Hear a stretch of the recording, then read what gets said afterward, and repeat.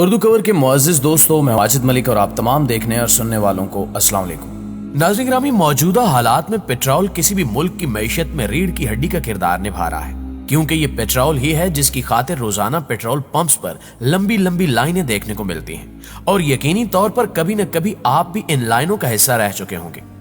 لیکن کیا کبھی آپ نے سوچا کہ یہ پیٹرول کیسے اور کہاں سے نکالا جاتا ہے، اور اس کو نکالنے والے کون لوگ ہوتے ہیں، اور یہ کہ سعودی عرب میں اس تیل کے کنویں کیسے دریافت ہوئے؟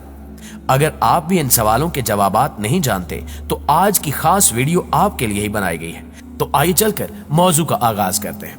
ناظرین گرامی، اگر زمین سے پیٹرول نکالنے کی بات کی جائے تو پیٹرول زمین کے نیچے لاکھوں سال پہلے دفن مردہ پودوں اور جانوروں کی کمپوزیشن سے بنتا ہے، اور کمپوزیشن ایک ایسا عمل ہے جس میں اگر کوئی جانور مرتا ہے اور وہ زمین میں دفن ہو جاتا ہے تو اس کا جسم گل سڑ جاتا ہے۔ لہٰذا یہ مانا جاتا ہے کہ زمین پر موجود زندہ پودے اور جانور جو لاکھوں سال پہلے مر گئے، ان کے جسم مٹی اور ریت کے نیچے دفن ہو گئے، اور بہت زیادہ پریشر، ٹمپریچر اور بیکٹیریا کے اثر کی وجہ اور ہوا کی عدم موجودگی میں ان پر ڈی کمپوزیشن کا عمل شروع ہوا، یعنی ان کے جسم گلنے سڑنے لگے۔ ڈی کمپوزیشن کے اس عمل کو مکمل ہونے میں لاکھوں سال لگے، اور اس دوران جو پودے اور جانور زمین میں دفن تھے وہ گہرے کروڈ آئل میں بدل گئے۔ یاد رہے کہ پیٹرول ہلکا اور پانی میں انسولیبل ہونے کی وجہ سے زمین کی سطح پر تیرتا ہے، جس کے بعد قشر ارض میں جہاں آئل پایا جاتا ہے وہاں کنویں کھود کر پیٹرولیم حاصل کیا جاتا ہے۔ جب چٹانوں میں سے کنواں کھودا جاتا ہے تو سب سے پہلے بہت زیادہ پریشر کے ساتھ قدرتی گیس نکلتی ہے۔ بعض اوقات گیس کے پریشر کی وجہ سے کروڈ آئل بھی خود بخود نکل آتا ہے، اور جب گیس کا پریشر کم ہو جاتا ہے تو آئل کو پمپ کر کے باہر نکالا جاتا ہے، جس کے بعد کروڈ آئل کو ریفائنریز میں صاف کیا جاتا ہے، اور اس پروسیس میں کروڈ آئل کے مکسچر کو کئی مفید پروڈکٹس میں علیحدہ علیحدہ کر کے حاصل کیا جاتا ہے، جو کہ فریکشنل ڈسٹلیشن کہلاتا ہے، جس میں ہر پروڈکٹ کے بخارات کو الگ الگ جمع کیا جاتا ہے اور پھر ان کو کنڈنس کیا جاتا ہے، اور یہ عمل اس وقت تک جاری رہتا ہے جب تک فالتو مواد الگ نہ ہو جائے۔ دوستو، اب اگر سمندر سے تیل نکالنے کی بات کی جائے تو یہ کافی مہنگا عمل ہوتا ہے، جس کے لیے دنیا کی مہنگی ترین مشینوں کو سمندر کی گہرائیوں میں بھیجا جاتا ہے، اور اس عمل میں سالوں لگ جاتے ہیں اور اربوں روپے کی ضرورت ہوتی ہے۔ یہ مشینیں پورے سمندر میں گھومتی رہتی ہیں، اور پھر جہاں ان کو ریڈ سگنل ملتا ہے وہاں تیل کا کنواں کھودنے کا فیصلہ کیا جاتا ہے، جس کے بعد اس جگہ پر ڈرلنگ کا عمل کیا جاتا ہے، اور یہ ڈرلنگ بالکل ویسے ہی ہوتی ہے جیسے ہمارے گھروں میں پانی والا پمپ لگانے کے لیے کی جاتی ہے، لیکن فرق صرف اتنا ہے کہ ہمارے گھروں میں پانی کی خاطر 100-150 فٹ کھدائی کی جاتی ہے، لیکن سمندر میں تیل کی خاطر ہزاروں فٹ نیچے تک کھدائی کی جاتی ہے، جہاں سے تیل حاصل کر کے ریفائنری کا عمل شروع کر دیا جاتا ہے، اور پھر مختلف مشینوں کی مدد سے اس تیل کو صاف کیا جاتا ہے۔ اگر یہاں پر کام کرنے والے ورکرز کی بات کی جائے تو یہاں دو طرح کے ورکرز کام کرتے ہیں، جن میں ایک تو وہ ہوتے ہیں جو سمندر کے اندر کام کرتے ہیں، اور دوسری جانب وہ ہوتے ہیں جو ریفائنریز میں خدمات سر انجام دیتے ہیں۔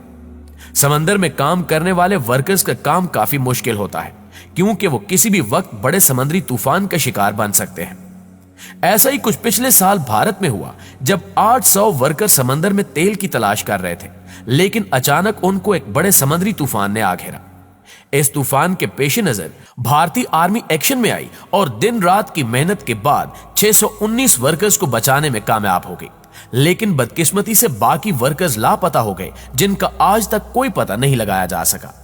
سمندر میں کام کرنے والے ان ورکرز کو مہینے میں 15 دن مسلسل کام کرنا پڑتا ہے، اور اگلے 15 دن چھٹی ہوتی ہے، لیکن حیران کن طور پر جب کوئی ورکر کام کے لیے سمندر میں داخل ہوتا ہے تو وہ پورے 15 دن کے بعد ہی واپس باہر آ سکتا ہے۔ ان ورکرز کو موبائل استعمال کرنے کی بالکل بھی اجازت نہیں ہوتی، کیونکہ اس کام میں 1 سیکنڈ کی کوتاہی بھی بڑی تباہی کا سبب بن سکتی ہے۔ لیکن اس کے برعکس ریفائنریز میں کام کرنے والے ورکرز کا کام کچھ آسان ہوتا ہے، لیکن ان کو بھی بہت زیادہ پابندیوں کا سامنا کرنا پڑتا ہے۔ ناظرین گرامی، واضح ہے کہ پاکستان سمیت دنیا بھر کے بڑے بڑے ممالک اس وقت سعودی عرب سے تیل درآمد کر رہے ہیں، لیکن سوال یہ پیدا ہوتا ہے کہ سعودی عرب میں اتنا تیل کیسے دریافت ہوا، اور یہ خطہ کس طرح تیل کی دولت سے مالا مال ہوا۔ اس حوالے سے اگر تاریخ پر نگاہ ڈالی جائے تو ایک زمانہ تھا جب سعودی شہریوں کا گزر بسر کھیتی باڑی، غلہ بانی، ہلکی پھلکی تجارت اور سادہ قسم کی صنعتوں پر تھا، اور ملک کی قومی آمدنی کا 90% بجٹ عمرہ اور حج کی آمدنی پر چلتا تھا۔ लेकिन जब सऊदी अरब में तेल दरियाफ्त हुआ तो यहाँ का पूरा मंजरनामा ही तब्दील हो गया। यहाँ न सड़कें थी और न ही जदीद तर्ज के शहर थे और न ही रोशनी का बंदोबस्त था, न तैयारे थे, न गाड़ियों और बसों का कोई सिलसिला था, जबकि स्कूल भी न होने के बराबर थे। ताहम तेल की दरियाफ्त ने यहाँ हर कसो नाकस की जिंदगी में रोशनी के चिराग जला दिए।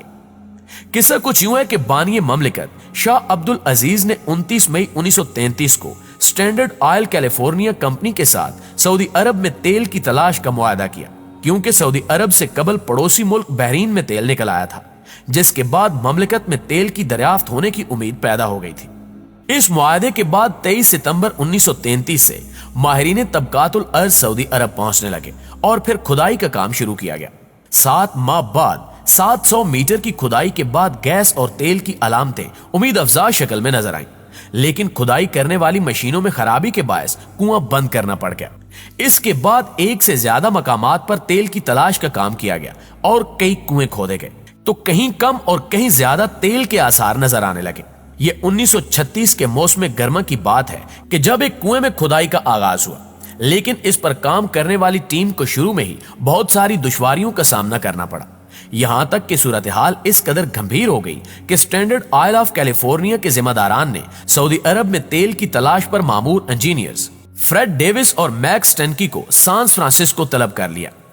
तेल की तलाश महंगी होती चली जा रही थी और तलाश करने वाले भी हिम्मत हारने लगे थे, लिहाजा standard oil of California company के आला ओहदेदार तलाश का काम बंद करने की बाबत सोचने लगे थे। लेकिन इसी दौरान ममलिकत से सैन फ्रांसिस्को टेलीग्राम गया, जिसमें खुशखबरी सुनाई गई कि दमाम कुएं नंबर 7 में पेट्रोल के जखायर उबलने लगे हैं, जहां से यौमिया 16 बैरल तेल निकलने लगा है और चंद रोज बाद ही तेल की पैदावार 4000 बैरल यौमिया तक पहुंच गई।